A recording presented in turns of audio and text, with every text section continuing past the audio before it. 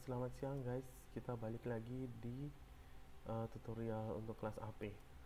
Nah, tutorial kali ini kita akan ngebahas mengenai animation di Maya.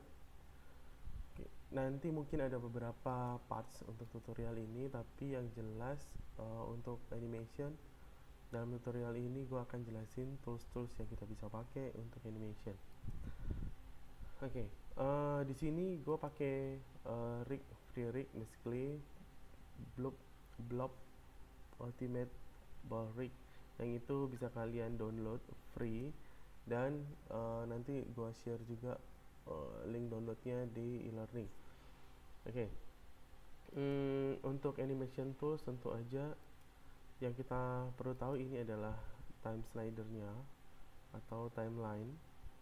Kemudian di sini bawahnya ini adalah kontrol untuk timelinenya, yang dimana kita bisa panjangin, pendekin itu dari slider ini. Kalau misalnya time frame-nya kurang panjang, kita bisa tinggal langsung ganti di sini di kolom yang ketiga ini. Misalnya kita jadiin 100, maka ini akan jadiin 100. Nah, ini kenapa ada dua kolom? Ini kolom yang pertama ini adalah kolom minimum, bukan minimum, tapi awal timeline, dan kolom yang keempat ini adalah akhir dari timeline. Nah, kolom kedua sama ketiga ini fungsinya buat apa sih? Kolom yang kedua itu fungsinya adalah untuk kita mendetailkan animasi, dan ini akan berubah sesuai dengan bagian kiri slider yang kita klik dan kita geser kayak gini. Oke. Nah, misalnya kenapa ada kayak gini sebenarnya? Karena bisa jadi itu satu shot animation itu bisa jadi 200 atau 300 frame. Nah, kalau misalnya kita ada di 300 frame, let's say, ini kan jadi kecil-kecil banget nih per frame-nya. Nah, kalau misalnya untuk ngedit satu section doang, tentu aja animator butuh ngedetailin di bagian ini. Ini mirip dengan time slidernya atau timeline di After Effects. Oke, itu. Nah, tentu aja kita nggak harus mulai dari frame 1 atau frame 0. Itu tergantung dari standar studio. Biasanya kalau di produksi itu ada beberapa studio yang mulainya dari 101 basically. Kenapa? Karena dari frame 0 sampai frame 100 itu biasanya digunakan untuk persiapan visual effect. Misalnya, karena sebuah karakter itu punya rambut, atau sebuah karakter itu pakai baju yang harus disimulate cloth-nya, atau juga butuh beberapa settingan partikel yang harus di-set beberapa frame sebelumnya. Nah, karena kita nggak pakai visual effect atau apapun, makanya kita mulai dari frame 1 aja. Terus di sebelah timeline sini ini ada player basically. Itu cuman play forward, play backward, terus next frame, ini tuh next frame ya. Terus ini next keyframe, ini next frame. Tuh. Terus yang berguna lagi di bawah ini adalah ini sebenarnya tombol repeat doang. Jadi kalau misalnya ini 300 kepanjangan, gue bikin 48 dulu. Kalau misalnya beginiin, dia nggak akan ngeloop, jadi dia cuma play sekali, terus kalian harus pencet lagi buat ngeplay lagi. Nah, shortcutnya itu adalah Alt V untuk play animation di sini. Oke. Terus hal yang ketiga yang perlu kita tahu itu adalah di bagian preferences. Oke. Preferences yang paling penting itu ada beberapa tempat. Yang pertama adalah di setting. Ini adalah pengaturan untuk FPS-nya. Kita mau pakai 24 atau mau pakai 25 atau mau pakai 30. Nah, itu biasanya diatur dari sini. Gue akan pakai 25 aja ya. Kemudian di animation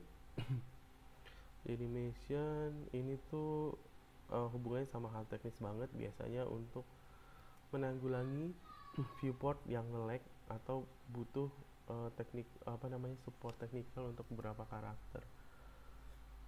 Nah, files ini yang paling penting, jangan lupa auto save nya di enable.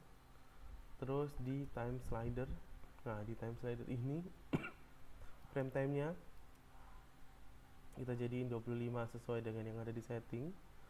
Nah terus playbacknya kita mulai dari 1, ini ada di sini animation starter 1, ini animation playbacknya itu cuma sampai 48, ini masih 48, di sini 50. Kenapa? Karena tadi kita nyesuaiin ya dari 24 ke 25 fps, dan sebelum kita save ini belum ke update.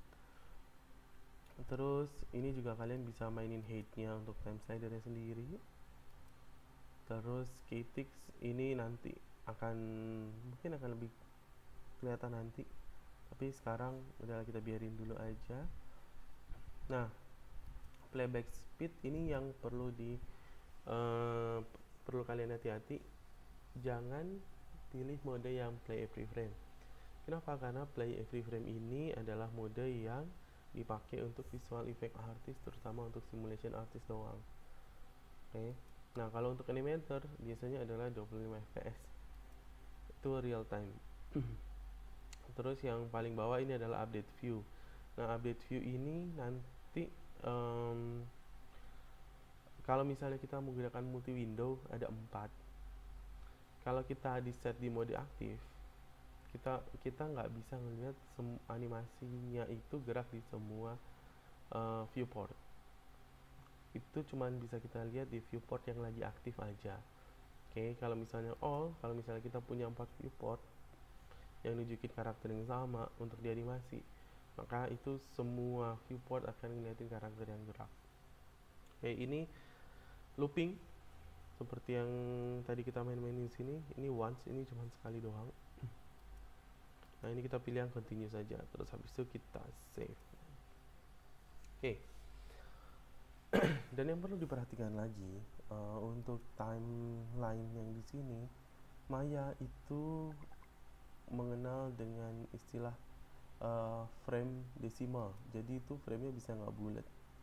Ini harus hati-hati, terutama nanti ketika kita import atau export animation yang mempunyai perbedaan fps, dan juga nge-stretch sebuah animation agar cukup dengan durasinya. Let's say kalian udah ngerjain 36 frame, tapi 36 frame itu kecepatan untuk sebuah adegan. Mau nggak mau kalian harus panjang sampai let's say 50 frame, otomatis nanti akan di stretch. Nah hasil stretchnya itu kemungkinan akan frame decimal. Nah ini harus banget kalian hindarin. Kenapa?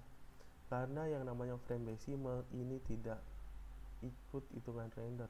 Render itu cuma bisa ngitung frame yang bulat. Jadi frame 3, frame 4, dia nggak bisa ngitung frame 1,04, 1,5 dan segala macam. Oke. Nah oke, ini gue benerin sedikit.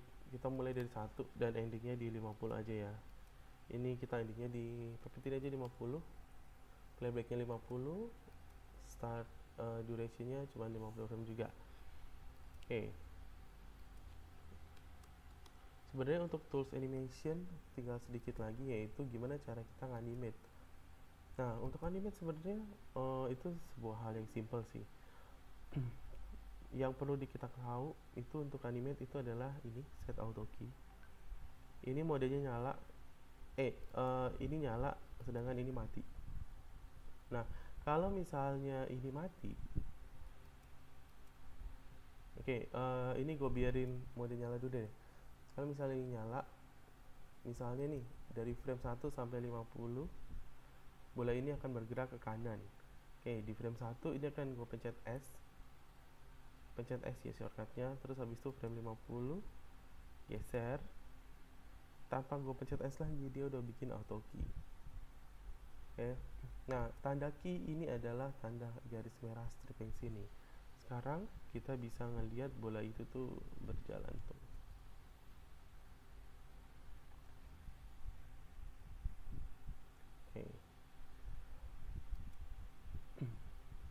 Sedangkan kalau misalnya ininya dimatiin, auto-nya dimatiin, misalnya kita mau bikin di sini di tengah-tengah bolanya itu naik ke atas, itu tidak akan bisa ya guys.